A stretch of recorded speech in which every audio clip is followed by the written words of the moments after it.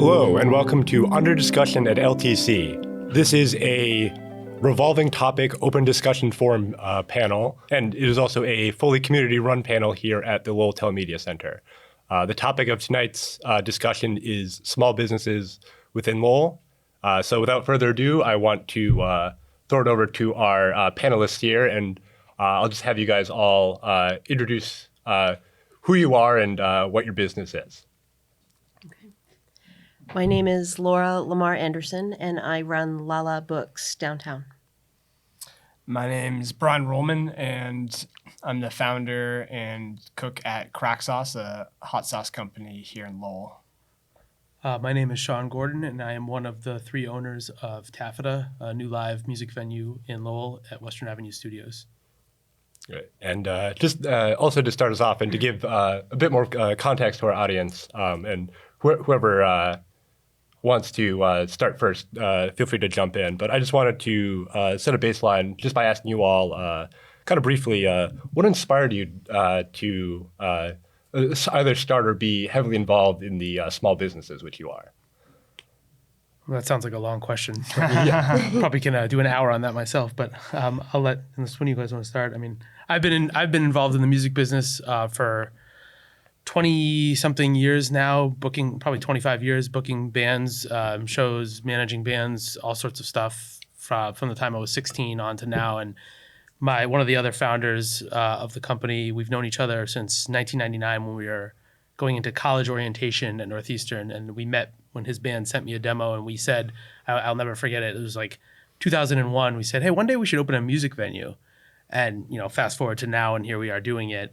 And it's something that we've just always wanted to do. It's something that's always been a passion of mine. And while the pandemic was not a good thing, it did give me the ability to do this, which I'm pretty thankful for. So yeah, that's the short way of how this started. So I think it was really when I was in college, I just kind of got an interest in entrepreneurship. I don't like it. And then I kind of worked for a couple companies that were more kind of like startup entrepreneurial, and it was just like every day it was just so exciting, and I learned so much, and it was like really high highs and low lows, and it's kind of learning to manage that process over time, and then over kind of doing that, thinking about what. Like I knew I wanted to start my own business and thinking about different ideas, and I don't think hot sauce was the best idea ever, but it was just kind of the one that just took me in, and that was sometime with me living in Ireland from 2014 to 2016, and then moving back, started it kind of for a year, kind of like in sharing a apartment with a girlfriend who's now my wife, and then moving to Lowell in 2018, and that's kind of really when Craic Sauce started. So we'll get more into Lowell later, but that's kind of that. Absolutely. I guess like everyone who likes to read, always imagined a bookstore. But honestly, I never had any real plans to be a business person ever. I worked in historic museums. I worked in public schools. And then when we moved, so I grew up in Lowell, but when we moved downtown a couple of years ago, we really wanted to take this like second part of our life and do something that contributed more to the city.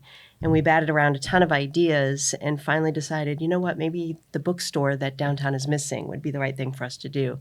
So we started it as kind of a family business. That's great. All right.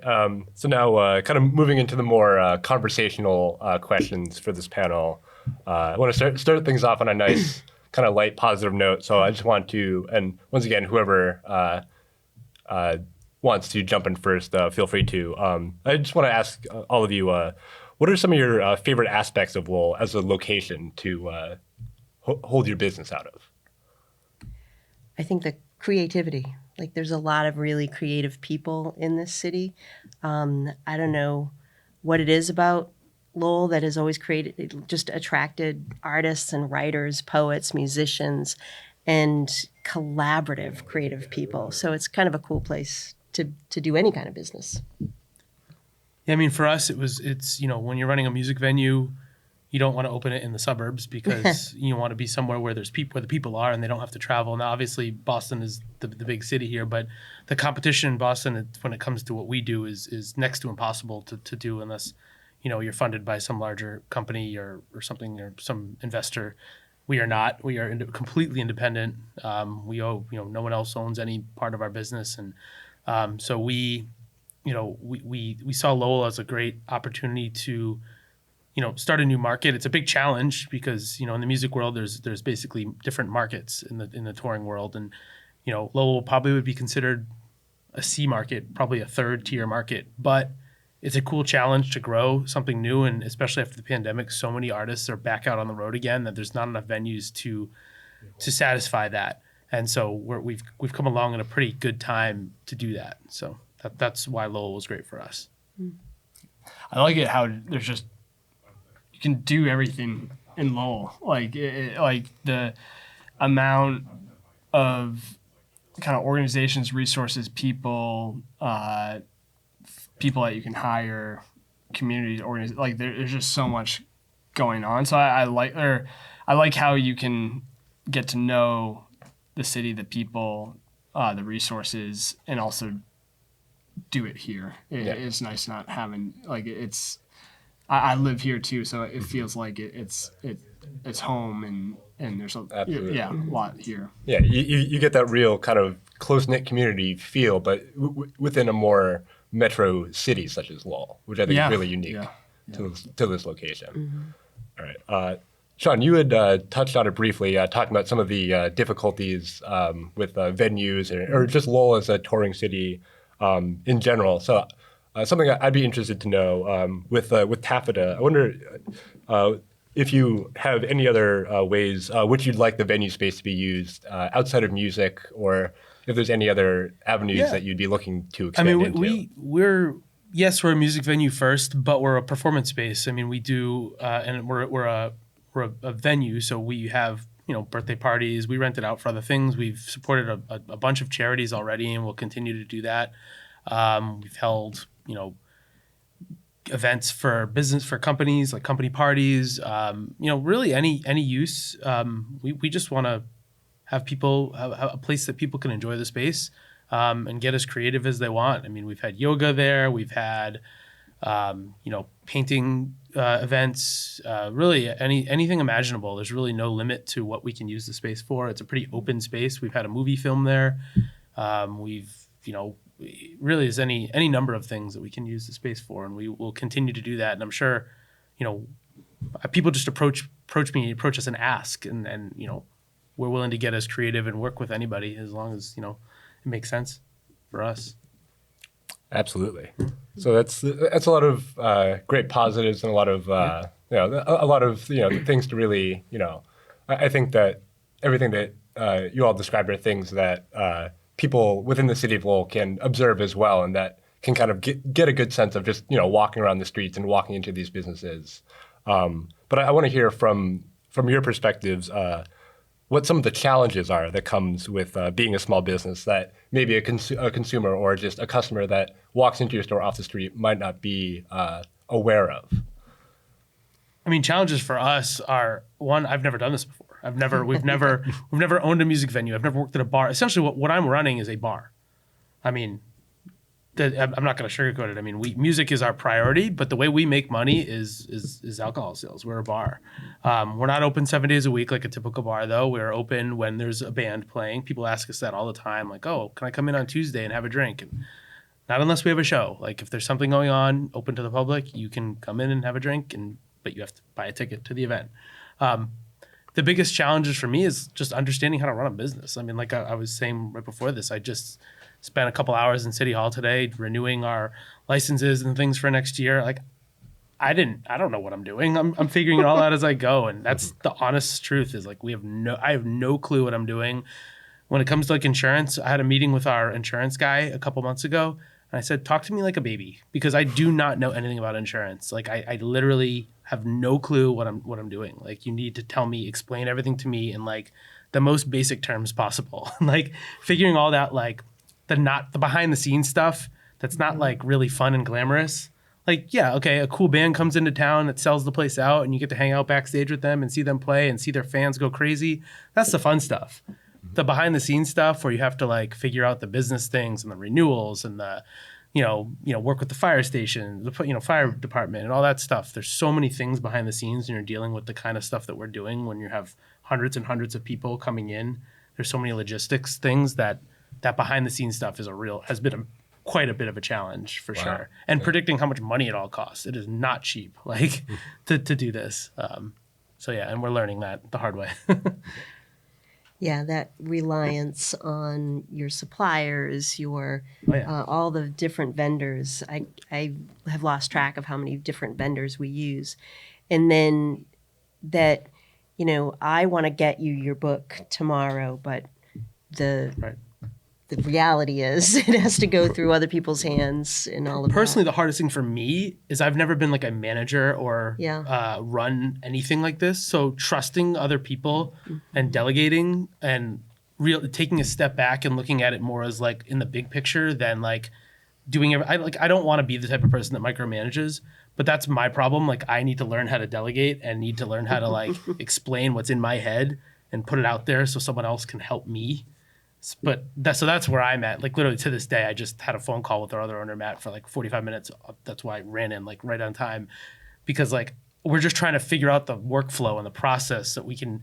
Otherwise, like I don't want to have to be at every single show we do, but right now I kind of have to because I haven't figured out a way to like trust other people. And it's not that I don't trust other people. I do. I have to get that out there though, or else. So that's been the hardest part personally for me, not as a business, but for me as a business owner. So I guess would it be fair to describe it kind of as like handing off your baby to somebody else? Yeah, Like, I mean, it's literally giving someone the keys and not being there and trying to like I was just away in South Carolina this past weekend and we had a few events, and that's as much as I can disconnect. I'm still on the phone during these events wherever I am. I've been on cruises, on Zoom calls, dealing with stuff. I've been, I was in Chicago a couple weeks ago on calls because I just don't. And so that's got to change eventually, though, and that's where I'm working towards. But that's a huge challenge for sure. I'm sure you guys deal with similar things. That's exactly like it's. This is our busiest time of year, and it's like the logistics down to the little details, and you're just like, oh man, like it'll work out. It's like, well, no, you kind of have to answer every single question when it comes down to you, and it involves people, it involves money, it involves sometimes like really trusting your gut or going with just the best worst option. So I mean, it's kind of exhausting. I feel like it's kind of exhausting, but we're all here for a reason too. So as a business owner, there's no like when you try to train somebody, you try to come up with like maybe like a template or a list of like tasks or something. But when you're running a business, there's guidelines, but there's no real like this is how you do it, because there's always things that get thrown in there that you don't expect. And it's a matter of like, well, can someone think like I think that could come up with a solution for that without bothering me? And sometimes the answer is yes, but oftentimes it's no. And that's just the nature of running a business is, it's your baby. And no matter what, if something happens, you're going to be the one that gets called. Yeah. And you feel so personally invested. So when you can't make something happen, it's like you've personally failed this person. You know what I mean? Even though they don't necessarily think that. And they don't. Yeah. But, like the manager at the grocery store probably doesn't worry about disappointing somebody if there's not peanut butter on the shelf. But, if I don't have that book they want on the shelf, I feel responsible. I feel like I've ruined their weekend. So there's that, because you're a smaller business and as owners, we're there a lot. And so a lot of times it's hard for customers to separate the individual from the business. And sometimes it's hard for us to separate ourselves, the individual from the business. And so it just makes it a little more personal. It makes it a little more, the higher stakes in some ways. I have to sometimes separate my person. I'm a people person. I like to please people, but I have to remember like, okay, like we're a music venue. If someone doesn't want to go to it, like if you buy a ticket off Ticketmaster for a concert and then decide you don't want to go, you don't get a refund. That's not how it works. And so people email me and say, hey, I can't go to the show. Can I get a refund for the show? And I have to remind, like my first reaction is, yeah, sure, why not? But like I can't do that because that's not how business works.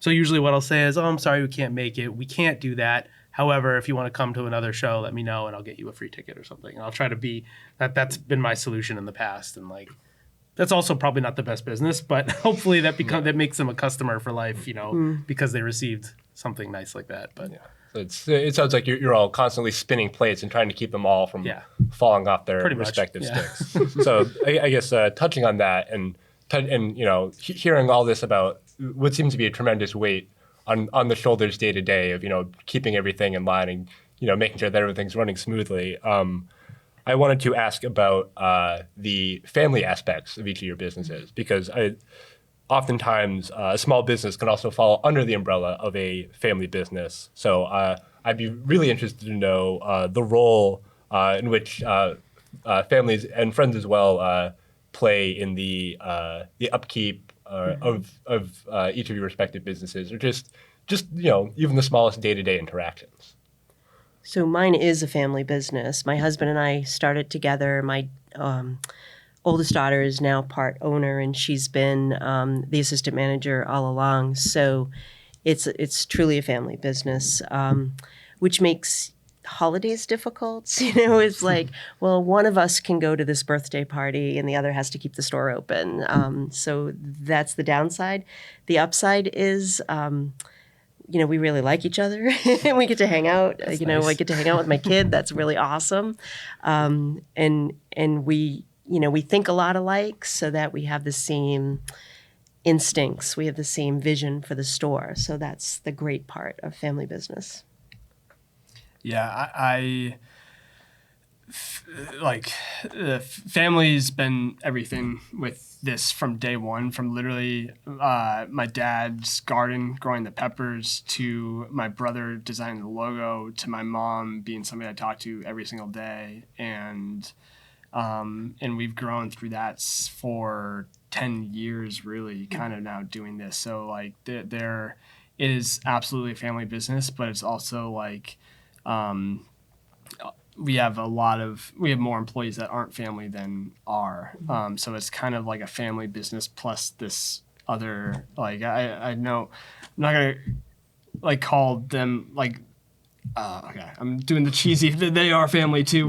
They are absolutely. They absolutely are family. And they kind of see how our family interacts and everything. So I think the benefit with just kind of how, especially me and my mom and actually my whole family operates, is like, we know we've lived with each other our whole lives. And like, I remember my mom like really kind of pushing me through school and having like moments I was frustrated, and having her help me kind of through that. And it's like, that's still kind of we just have gone through that. So like, we know each other so well and work so well together. But there's definitely times where it's, we need to like just be a family and not like so that it's a blurred line for sure. But just I've been very fortunate to have such a supportive family helping me through every step and everything.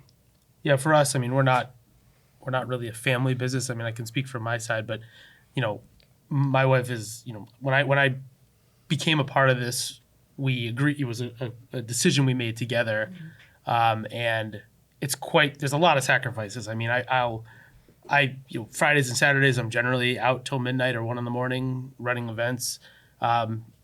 Almost every night during the week, other than when there's not events, I'll get home and I'm on the computer till midnight. Tonight, I'll probably go home and I'll be on my computer till 1 o'clock doing things. We've had other family, my son loves to come run around and play, and, it gives me pride to know, hopefully, if he's into music one day, he'll be a part of it. Our other owner, Matt's mom, is very good with, crafts. Not crafts is the wrong word, but she put up the wallpaper. She did the curtains around our stage, and so she gets involved.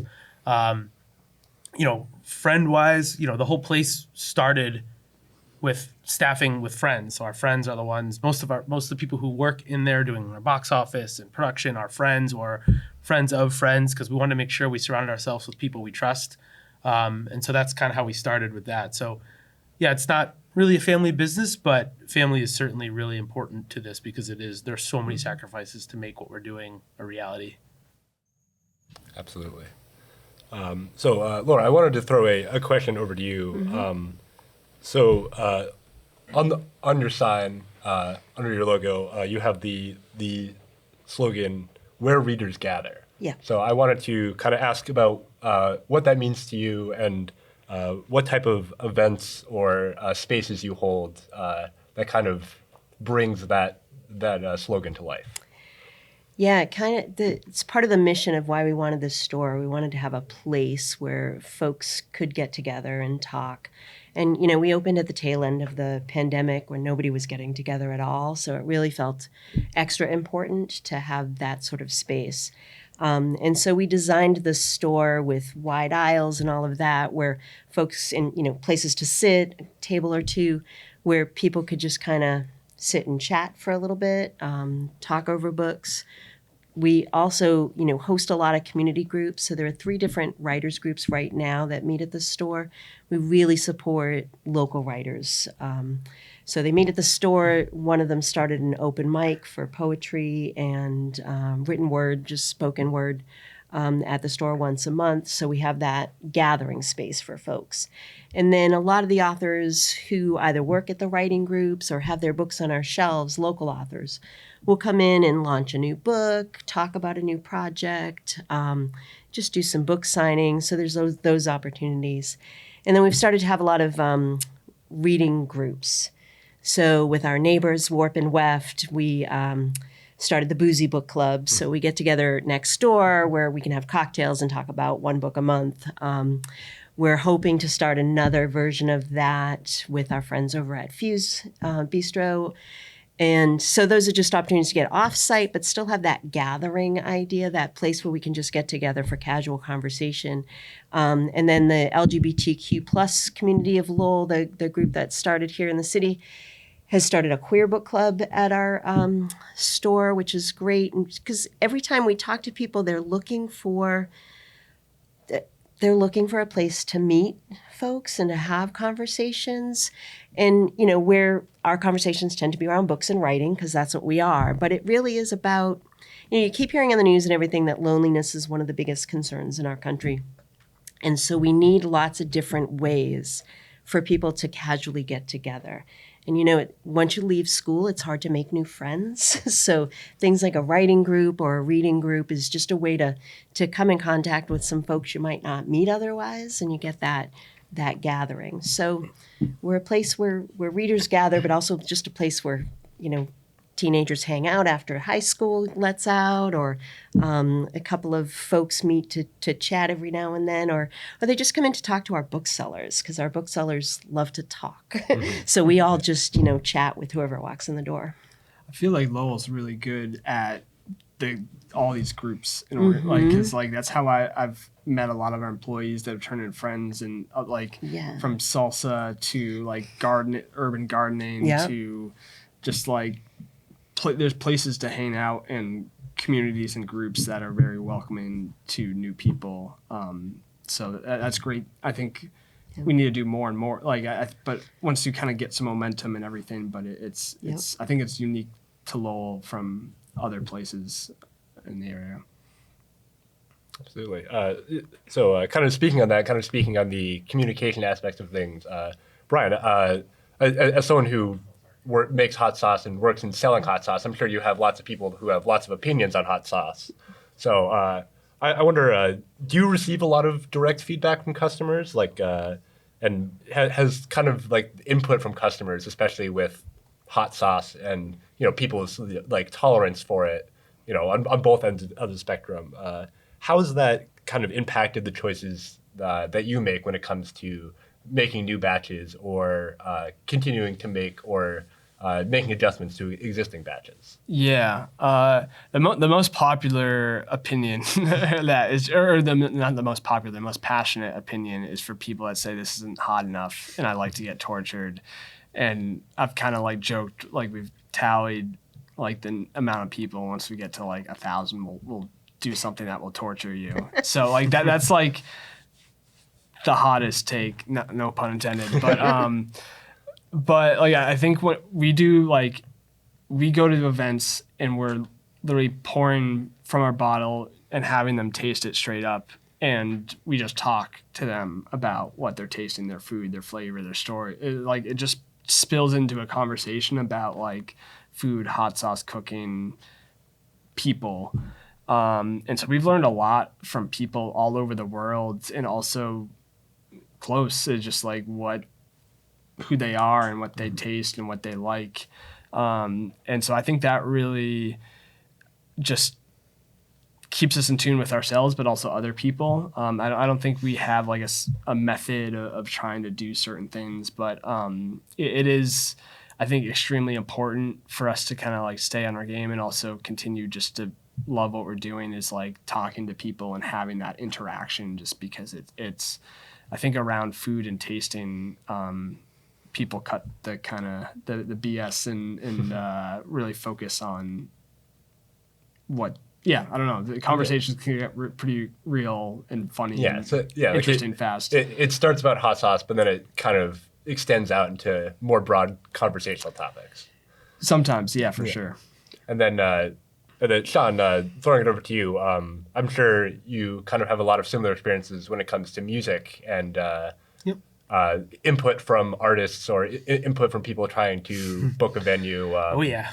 Wondering if you could speak to that, especially in the case of Tafetta and the way that, in my research, I found how it pivoted from a Twitch stream to opening the venue up to live audiences. And if you could speak to so that when it started, it was started by Matt and Zach, our other two owners, as a live stream venue. They started it during the pandemic, and the plan was to basically build a black box where a studio, sort of a stage where bands could come in, and during the pandemic, there'd be a couple, like a couple camera operators, there'd be lights. It would look like you were at a music venue. There'd be no crowd though, just a band playing, and their friends and family could watch it on Twitch, and that would be just a way for bands to play. I mean, there were no shows, like you weren't playing shows anymore. So it was a way for bands to kind of practice and play, and knowing that eventually they're going to be playing shows again, and they could stay fresh. And so, I got a little bit involved during that, helped out with some camera stuff, and then eventually, when the idea became the idea was always going to be to turn it into a live music venue. That's when I became a bit more involved. But yeah, to answer your question, as far as the opinions, everyone has different tastes, and they always ask, well, what kind of music do you do? And and it's like, my answer is, we do everything. I mean, there's really no limit. I mean, even our talent buyers, who are the ones responsible for booking our shows, basically, they ask you like, oh, what's your wish list? What kind of stuff do you want? And I'm like, honestly, whatever brings people in. I don't really care. Like, I have preferences, but like, I don't, there's certain things I like more than others. As I've gotten older, my taste has, brought in quite a bit. I mean, ask me 20 years ago, I'd tell you I hate country, I hate this, but that's what everyone did in college. That's what was cool to do. I don't hate country. I don't hate anything really anymore. Especially now as a music venue owner, I like anything that people want to come see and we'll have a couple drinks at.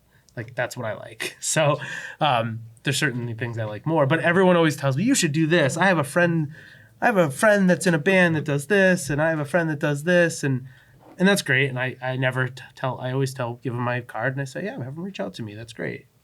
9 times out of 10, it turns in it's nothing, or they, we're a bigger place. Like, we're not a bar that has a built-in crowd.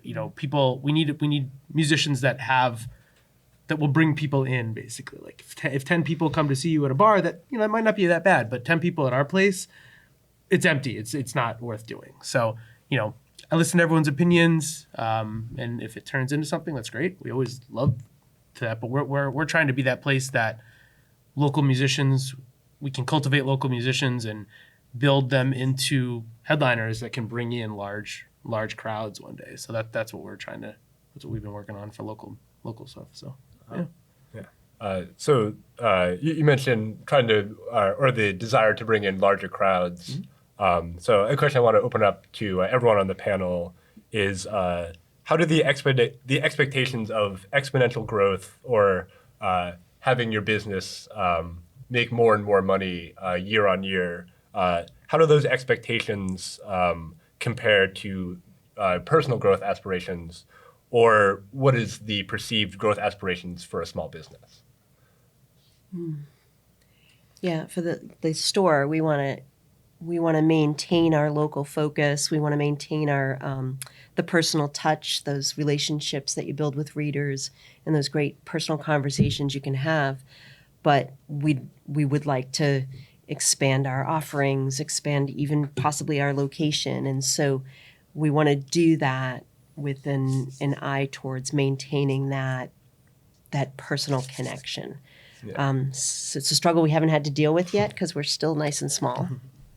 Yeah, kind of, I feel similar to that. It's just like kind of expectations of the reality of having to have livable wages for yourself and employees, and then trying to like maintain the values and magic and interest to keep you going.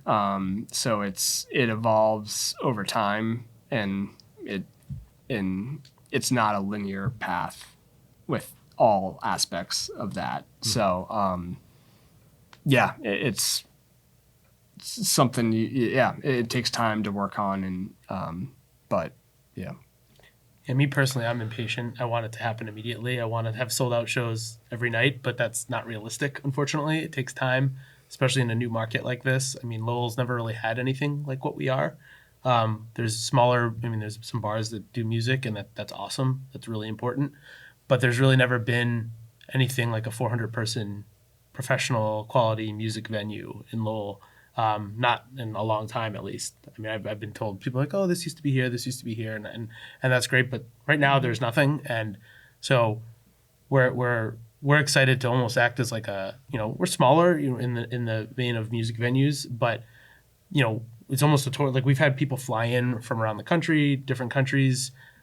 People drive from Connecticut to see a show. Like, we're excited to bring talent in that attracts people to Lowell, and there's so many great restaurants. There's so many great other small businesses that they can check out. So we're excited to, as we build this, to partner with other local businesses to try to bring, when people are up here, they can stay here for a day, and maybe the next, the day after the show, they can, go to breakfast somewhere, go to lunch, go shopping, go like have a coffee. There's so many great small businesses here to explore, and I mean, I haven't even hit, even a fraction of them yet, and I'm still always so impressed by the amount of great food and businesses in the area.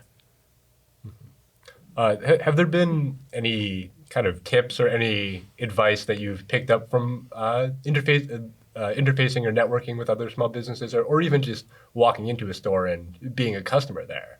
Like, are there things as small business owners that you dial in on when you're shopping somewhere or you're checking out a store that you kind of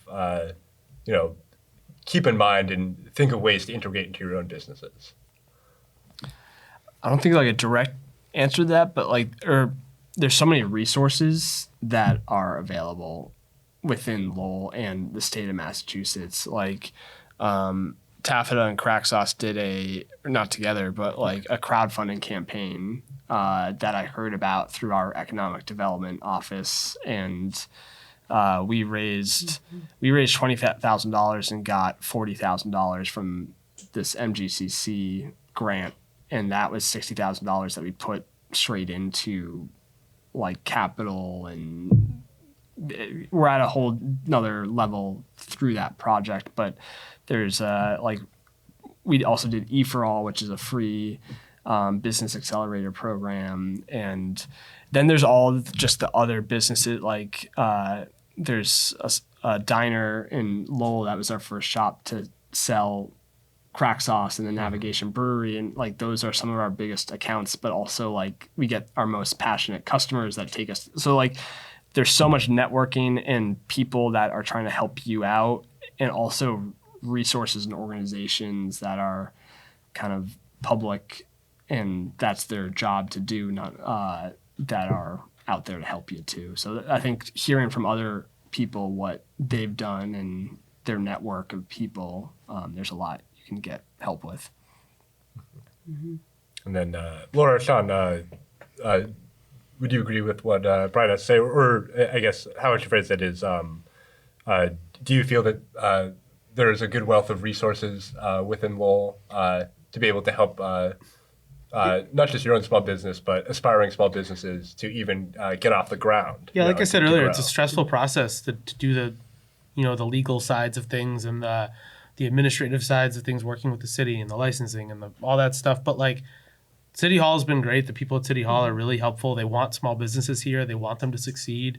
It can be very, very overwhelming. And the way I look at it is, if I can do it, anyone can do it, because I'm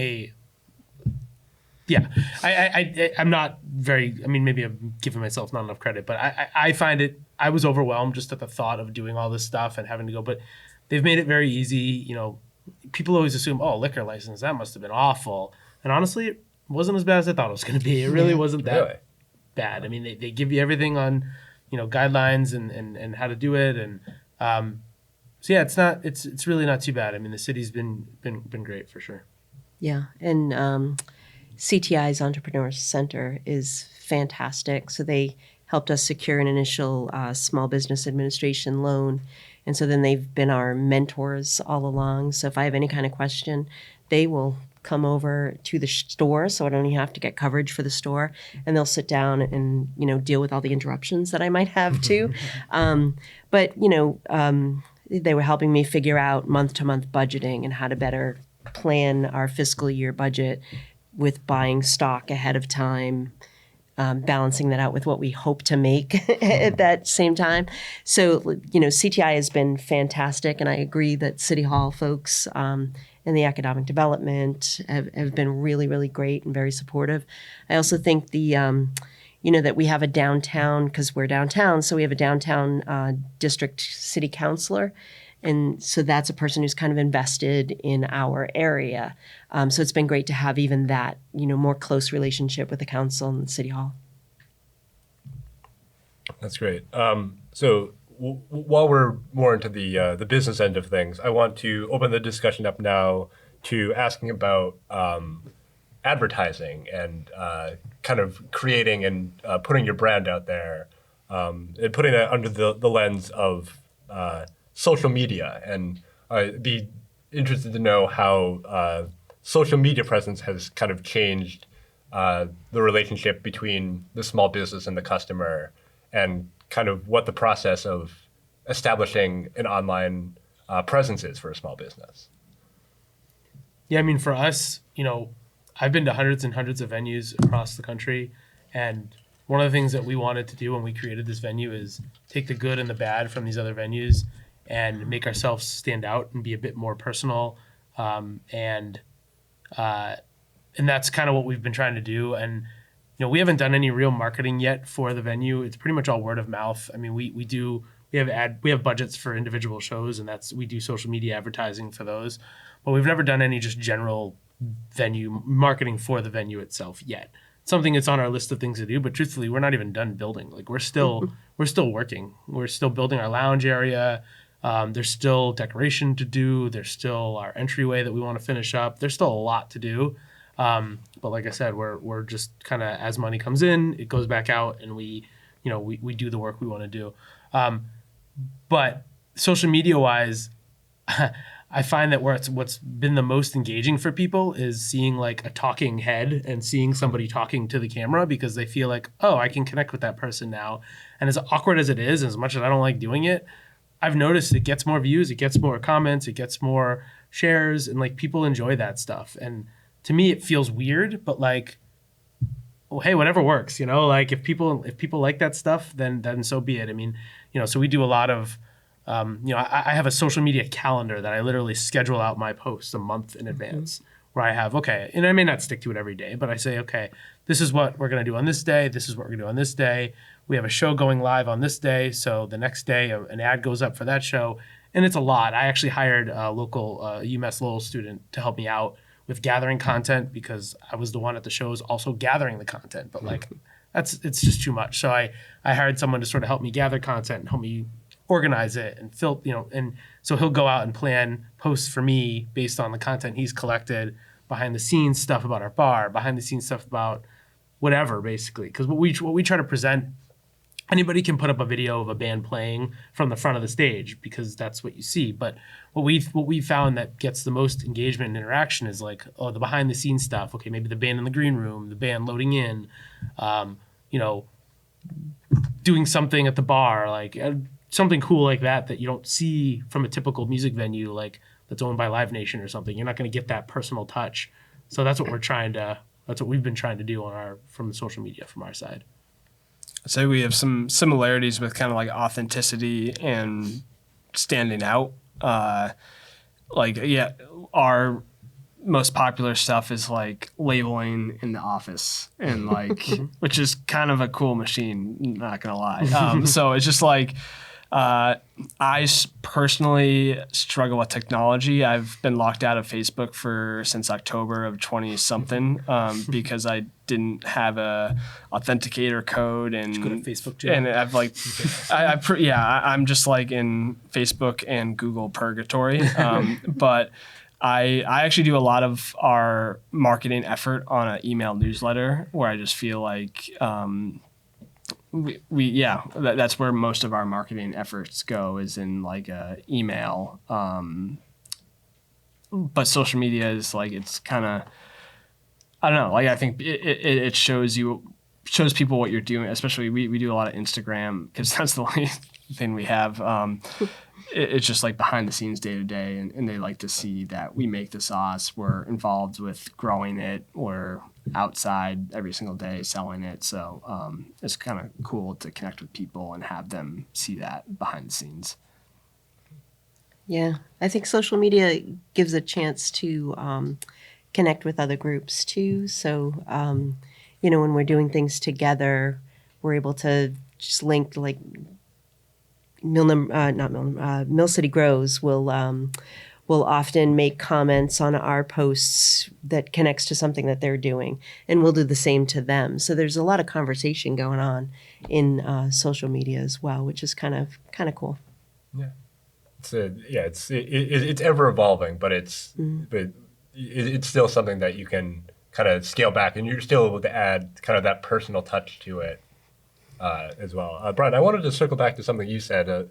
Mentioning how much fun you have making the labels for your sauces. And that's something I wanted to ask you about kind of a bit more specifically, because I've noticed there's a lot of really cool artwork on a lot of those bottles. So I wanted to ask, kind of ask like what some of the story, the inspiration behind the bottle art and the labels on your hot sauce is. Like, do you collaborate with local artists? Do you do outreach to find people, or do you have people kind of coming to you asking if they can design something for you? Yeah, I had like kind of a pleasant ideation of Craic sauce because it was just kind of a hobby, and I didn't like it was like kind of idea in 2016, and it wasn't like a freak out like I know what am I doing until like 2020. So there was like some time there, but kind of inspiration was like I liked how I could see craft hot sauce going like craft beer, and Trillium is a craft brewery, and they have like a lot of illustrated cans, and I was like, oh, those are kind of cool. So I kind of wanted to have an illustration, and one of my best friends, Tom, has done our first 3 illustrations. Wow. And then one of my other best friends, his father-in-law is like a professional illustrator, and I did a commission on our Brian Brewer's Curry, and then he's in the Ahi Punch. So I think Tom has done, my like childhood friend has done like 6 or 7, and then this other guy, Mark, has done 2 others. But then actually we've done a few other limited editions, and like one of them was like with Clark Farm. We took 100% of their produce from their farm and made a hot sauce. We didn't know how it was going to turn out. We were lucky it turned out really good. But they did like a contest of having people from their CSA. They did illustrations of the farm, and we like selected their image to put on the label. So we're doing a couple more projects like that, which is going to be kind of like a call for art. But I think within building a brand, especially in our values, like art and community is a big piece of it. So it's nice that it's like right on the front of the label. Oh yeah, there's no shortage of great artists out here in Lowell. I'm sure you're well aware of that. Being located in Western Ave Studios, so you're literally surrounded by artists and so many. It's overwhelming. I haven't even met them all yet. There's so many in there. Yeah. It's crazy. Yeah. So kind of continuing on with this theme of creativity and getting to insert your own inspiration and your own identity into your businesses. Laura, I being the owner of a bookstore, I want to know how much of your catalog and your selection do you get to curate yourself? That's a tough question to answer. So recently I've just passed on the buying baton to my daughter, Thea. So she's doing the bulk of the buying, but we've always done it really together. So it's a long, drawn-out process of, there's a lot of different things we need to do. So publishers will give us catalogs, and we have reps from the publishers who will highlight things. And as they get to know us as a store, they're doing a better job of pointing out the things that will fit our audience. But we found like our store is sort of a weird place. So every week I look at what's best selling at other independent bookstores, and I say, wow, we sold one of those. Because what people are coming to our store for is not the bestseller lists that you see at the big box stores. They're coming for the weird, offbeat, new voice kind of things. And so Thea and I have been doing a lot of work and just delving into the smaller catalogs, those small publishers. We talk to a lot of people about what folks are reading, who's writing something new, what ideas are coming forward from different groups. And that's been a lot of work, but it's been super fun because we found a ton of really cool things. So, for instance, Thea's developed this whole small section of the store that we call Found in Translation. So she's looking at writers from all over the world who have been translated into English for our readers. And she's very carefully curating that whole section. And from that section, we're actually building our shelf of books that are written in other languages, because as we get other voices in the store, we get other readers, and those readers want things from different languages, which is a lot harder for us as monolingual English speakers to curate. So we rely a lot on those conversations we have with people. It's been really, really fun. So a lot of those writing groups that I mentioned that meet at the store, being writers, they're involved with lots of other writers. So they're turning us on to these other writers from small presses. And then we meet with people from that small press and they turn us on to another small press. And so the curating process has been like a roller coaster and a maze and every possible metaphor there. But it's been great. So those big catalogs are great. And we definitely have, Eric Carle and Colleen Hoover and the big names that everybody knows. But the reason you come to our store is not just for those big names. It's for those little and offbeat new voices. And kind of as a follow-up, and this can be opened up to Brian and Sean, you guys as well. Has there ever been like a particular product or a particular event that you either thought would go over very well and ended up not going well, or you thought would be a flop but turned out to be a great success, or you got a lot more positive feedback on it than you were expecting? I mean, yeah, we have events all the time. Unfortunately, like I said, the biggest challenge we're having is Lowell's a new market for what we're doing. And, we bring a show in that we think, that maybe did 400 people in Boston and only does 125 people for us. And we're like, wait a minute, what is going on here? Like, I know the problem is just people aren't hearing about it. And so that's a struggle that we're dealing with now. And, it's, sometimes we have to take that into account when we're booking talent, because there's sort of a double-edged sword. We have to get people to come here. We may have to spend a little more, but we also have to understand that it might not do as well. So we might have to take that into account. And so we try to get things a little bit more reasonably priced than we would do usually, just to try to cover ourselves a little bit in case it doesn't go well. But we've had a few shows that have done really well. I mean, our show in end of October, we knew it would do well, but it sold out about a month in advance, 360 people, and that was a cool experience. That was our first time being able to be like, hey, we are sold out. Like, there are no more tickets. And that was a cool feeling. Awesome. But, and then we want more of that, though. Yeah, we try to do new things. And every time we do a new thing, I feel like I now have an understanding that it's going to take 3 times longer than you think.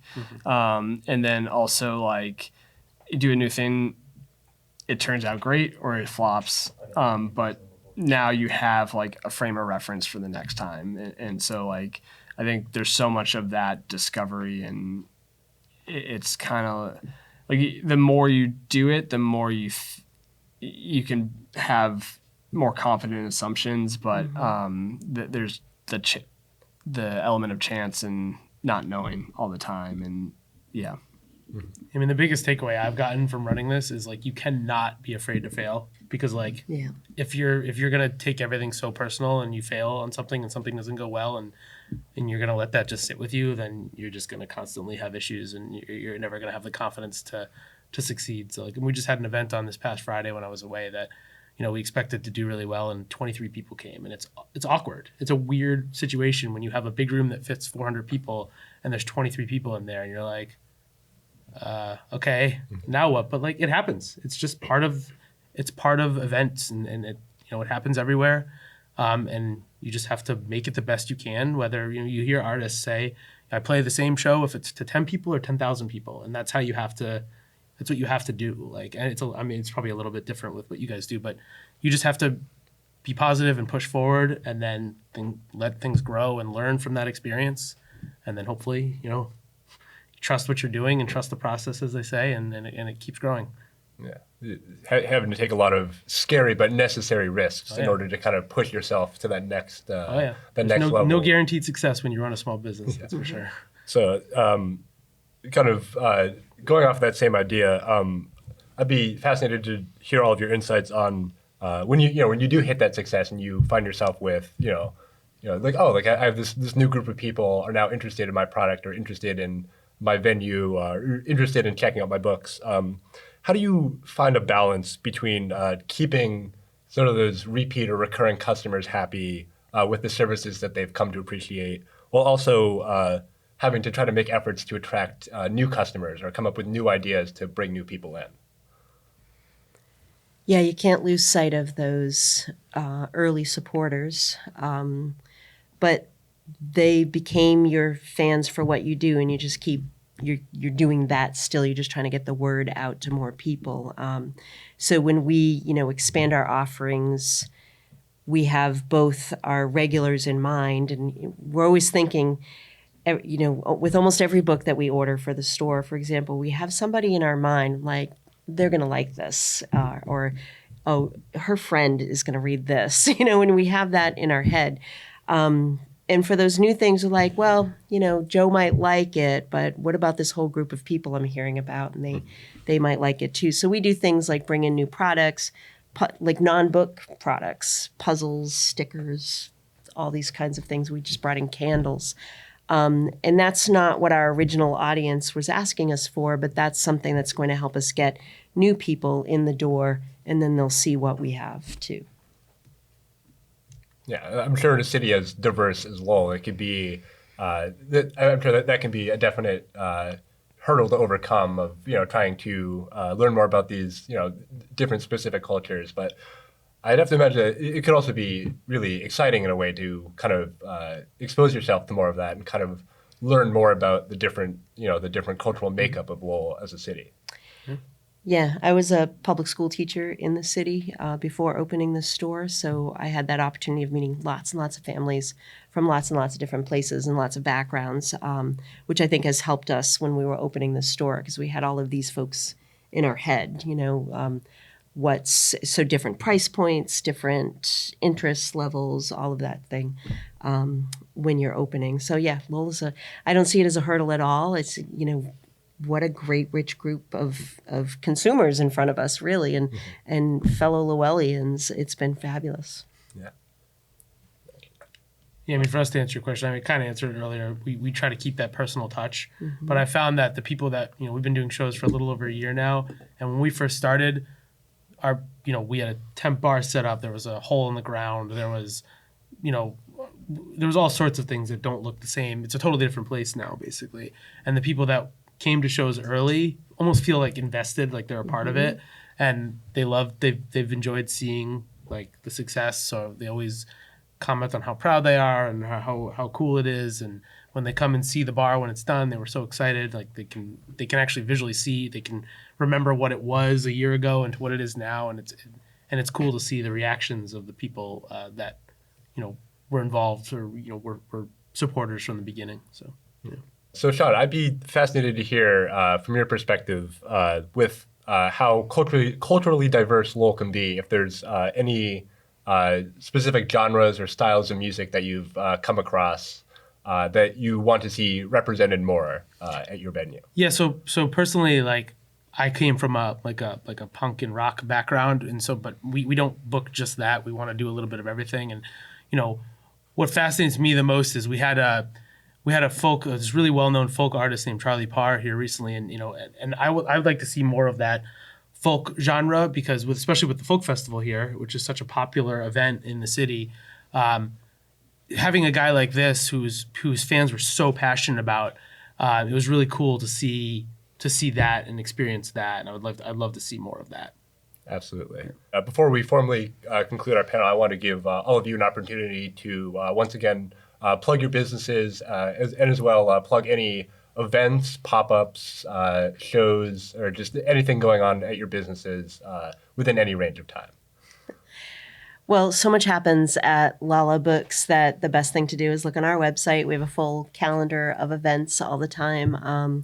So it's lalabookstore.com. Nice and easy to remember. Yep, and we're Craic sauce spelled the Irish way. So yeah, Craic is a good word for like good fun and good times in Ireland. So that's kind of the reason why us starting that. But that's CRAIC, Craic sauce, and we do the Mill Number 5 Farmers Market every other Sunday. We cook it down the street. We were growing at Mill City Grows farm plot, so we're in a lot of local shops. And we're in the area a bunch, so yeah, go to our website to see our events, and hopefully you see us out at restaurants or shops locally. Mm-hmm. Yeah, and we're on all social media. It's just Tafetta Music, which is TAFFETA music.com, or on Instagram and Facebook and good old TikTok, which I don't like, but you gotta do what the kids like, So, and then events wise, we're a little slow in December, January. Not a lot of bands tour. They kind of take time off. We have a few little shows coming up, but we'll be picking it up quite a bit in February and March for sure. And there'll be a lot of different things we're excited about. All right. And with that, I want to thank all of you for taking time out of your schedules to come down here and chat. I certainly learned a lot. Once again, I really can't thank you enough for being a part of this panel.